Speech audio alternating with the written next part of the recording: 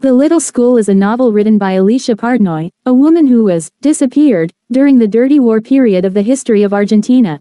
It is an account of a clandestine detention center.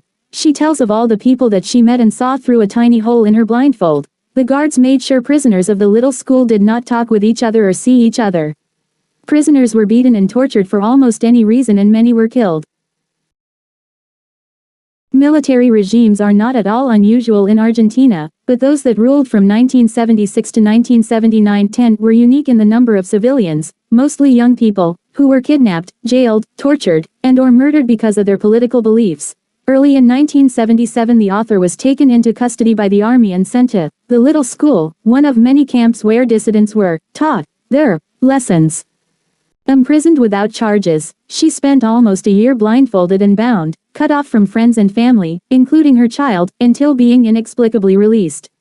Partnoy's glimpses of her life in prison are understandably disjointed and meandering, but they stand as a record of character and fortitude. It is the small details that make these stories so heartbreaking. A child's nursery rhyme that runs endlessly through the mind of one prisoner while being tortured.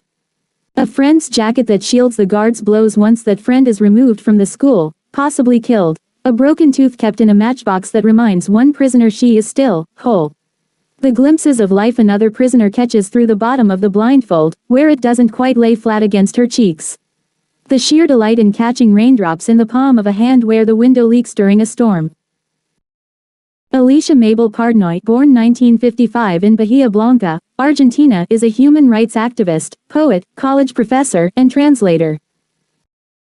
After Argentinian President Juan Perón died, the students from the left of the Peronist political party organized with fervor within the country's universities and, along with workers, were persecuted and imprisoned. There was a military coup in 1976 and people began to disappear. Partnoy was one of those who suffered through the ordeals of becoming a political prisoner. She became an activist of the Peronist youth movement while attending Southern National University, see education.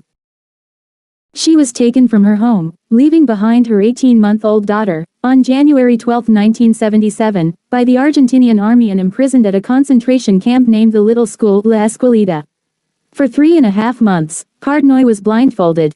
She was brutally beaten, starved, molested, and forced to live in inhuman conditions. She was moved from the concentration camp to the prison of Villa Floresta in Bahia Blanca, where she stayed for 6 months only to be transferred to Villa Devoto prison in Buenos Aires. She spent 2.5 years as a prisoner of conscience, with no charges.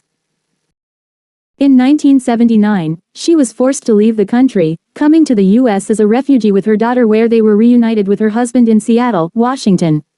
In 1985, she told her story of what had happened to her at the Little School in an eponymous book. The world began to open its eyes to the treatment of women in reference to the disappearances of Latin Americans. Alicia Partnoy has testified before the United Nations, the Organization of American States, Amnesty International, and the Argentine Human Rights Commission. Her testimony is recorded in a compilation of testimonials by the National Commission for the Investigation of the Disappeared. She currently lives in Los Angeles, California, CA, and teaches at Loyola Marymount University. In June 2007, a collection of her poems appeared in the second issue of the avant-garde Hebrew poetry and criticism magazine Daka, rendered by Eran Zelgov. An enforced disappearance or forced disappearance is the secret abduction or imprisonment of a person by a state, political organization, or by a third party, with the authorization of another state, political organization, or a third party, followed by a refusal to acknowledge the person's fate and whereabouts, with the intent of placing the victim outside the protection of the law. The Dirty War, Spanish. Guerra Sucia, is the name used by the military junta or civic military dictatorship of Argentina, Spanish. Dictadura Cívico-Militar de Argentina, for the period of state terrorism in Argentina from 1974 to 1983 as a part of Operation Condor, during which military and security forces and death squads in the form of the Argentine Anti-Communist Alliance AAA, or AAA, hunted down any political dissidents and anyone believed to be associated with socialism, left-wing Peronism, or the Montoneros movement. Plot summary. The Little School, 1986, is a memoir by the Argentinian poet Alicia Partnoy describing her imprisonment and torture when she was one of the disappeared dissidents captured by the dictator Jorge Rafael Videla during the Dirty War military junta regimes of the late 1970s. The military regimes of this time were particularly bloodthirsty in rounding up and kidnapping an unprecedented number of civilians for their political beliefs. As Videla later explained to journalists, he felt no guilt over disappearing these people, since it was a pragmatic way to get rid of dissent without worrying Argentinian society over firing squads. Partnoy's depiction of the secret prison where she and others were kept euphemistically called a little school, where these people would be taught lessons, was later submitted to Argentina's Truth Commission as evidence. In 1976, Isabel Perón, the last scion of Juan Perón's socialist-leaning government, was deposed by a military junta led by several different dictators, including Videla. Partnoy, who had been a political activist in college, was a committed Peronist and socialist but was not a part of the radical violent wing of the pro-Perón movement. However, when these radicalized Perón supporters waged a guerrilla fight against the army, the dictator Videla responded with an indiscriminate and brutal campaign of repression aimed at anyone who had ever espoused support for the Perón regime.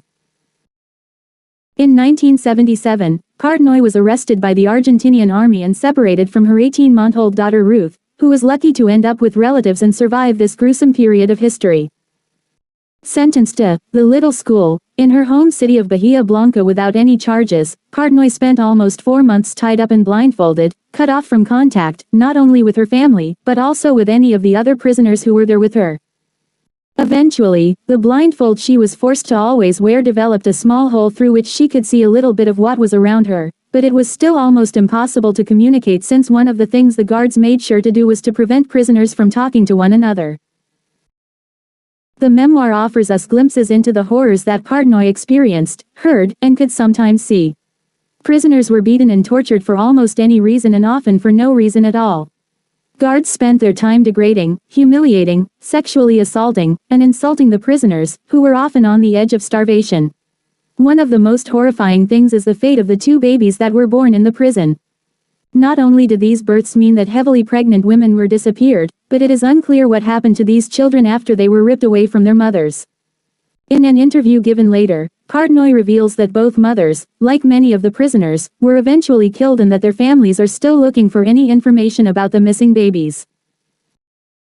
Lightly fictionalizing the identities of the other prisoners, the memoir focuses on the ways in which the author and those around her desperately tried to hold on to their dignity and humanity in the face of the prison's systematic attempts to dehumanize them. One prisoner survived torture by reciting a nursery rhyme over and over, while another treasured a broken-off piece of her tooth as a way of keeping all of her body intact. Meanwhile, Partnoy found herself savoring the smallest things that bring slight physical pleasure. She caught raindrops on the palm of her hand through a leaky window and hoarded pieces of bread under her pillow in order to eat them in secret. In the book, she writes about these moments with poetic lyricism and beauty, as a way to resist the loss of dignity inherent in what she went through.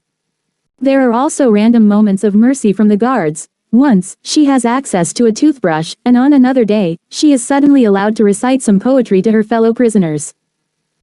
3.5 months after her arrest, Partnoy was inexplicably released from the little school and instead placed in a state prison.